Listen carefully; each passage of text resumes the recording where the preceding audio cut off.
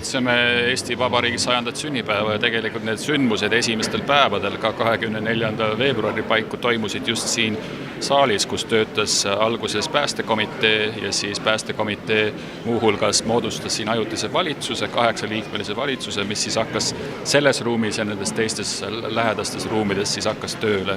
Mul oli eelmisel aastal võimalus siin saalis vabariigi aastapäeva ettekanne teha. Ja olen küllalt kogenud inimene, aga üle paljude aastate ma tundsin, kuidas ajalugu tõstab pulsi üles. Et selles ruumis on kuidagi väga liigutav olla ja säilitada rahu on päris keeruline. Siin on meie esimene valitsus.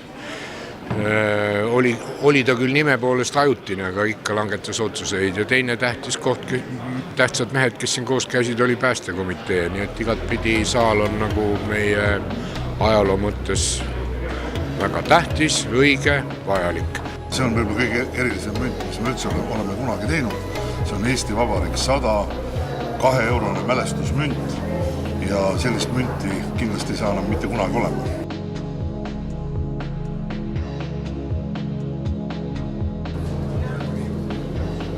Mõiste vaba kui lind peaks olema kõikidele rahvusvaheliselt tuntav ja see tähistab siis põhimõtteliselt eestlaste linnuparvena lendamist läbi 100 aasta vabaduse poole.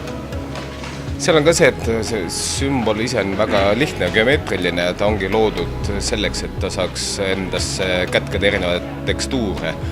Aga kui meil pahatihti on ka võib-olla mingid abstraktsed pinnad seal sees, siis tegelikult just nagu Meelis ütles, seekord me tahtsime, et oleks tähendus.